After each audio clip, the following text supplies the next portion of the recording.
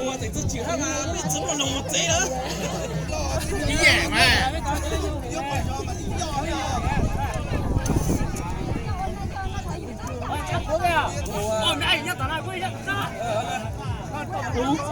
？Xin đề nghị bà con chúng ta xem và cổ vũ thì chúng ta cách xe dây ra 3 mét đi ạ. Tự động đi ạ. Xin chào đấy. Giờ nó xe mà bây giờ sai bây giờ thì chẳng mua ở. Và đè người thì rất là nguy hiểm. Đây là đề nghị bên phía bên này chúng ta cách xe 3 mét đi ạ. Dừng thế ạ. Cách nữa đi ạ. Được rồi. Kéo sẽ thắng. Bên kia. Xin mời bên kia là chúng ta cách xa 3 mét ra đây dùm xe. Đúng rồi sau luôn rồi đó. Lông dê đi cha, lông tờ xuống đi đến một dê.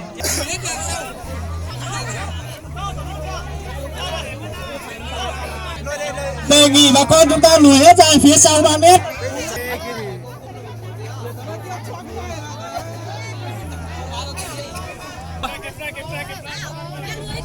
Tôi sẽ cố lòng này. Tất nhiên là phải cố rồi. Sai tàu nè. Từ ta tàu đây. Lên lên ơi.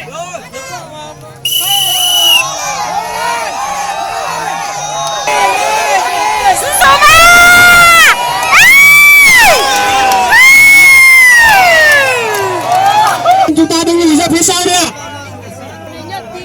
Đề nghị tất cả bà con chúng ta lùi ra phía sau đi ạ.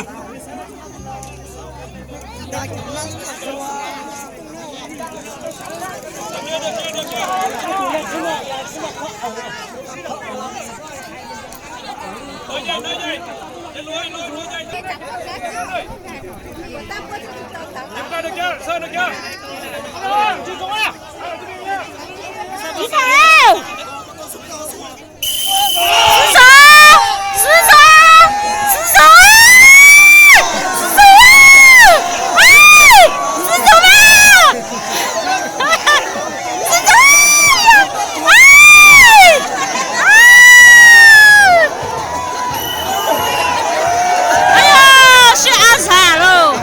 và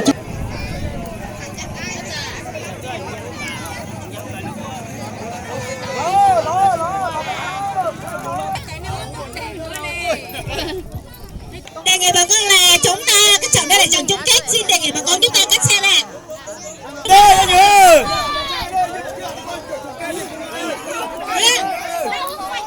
Kéo hai đội này rất mạnh, kéo sở một chúng ta. Ra đây nữa, bên tập ơi. Được chưa? Bắt tay nha. Chào luôn thế đấy. Cho nó thế à?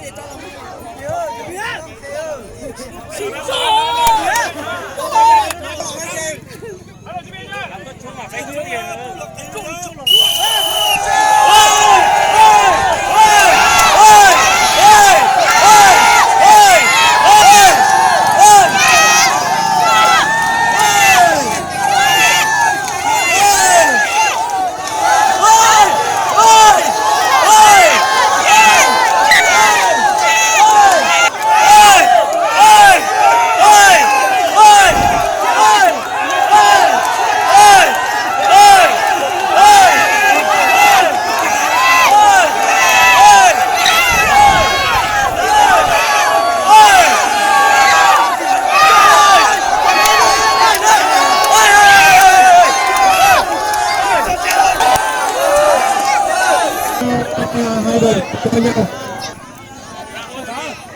Quay đi. nó là cho tầm chúa thằng này.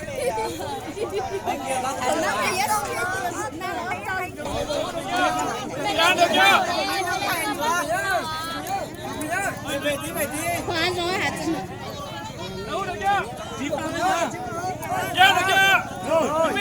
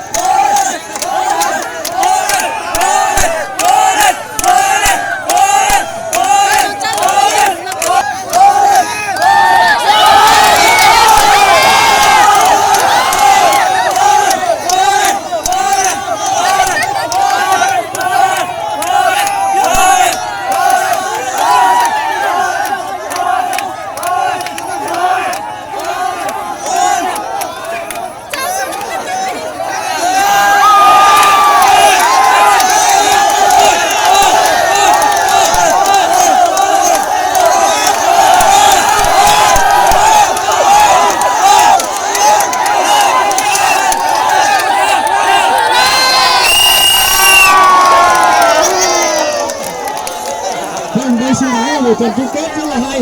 Và cuối cùng Thôn Nha Hăn đã thắng Na Hú với tỷ số 2-0. Xin mời các trưởng đoàn chúng ta tập trung vận động viên về sân để báo bố.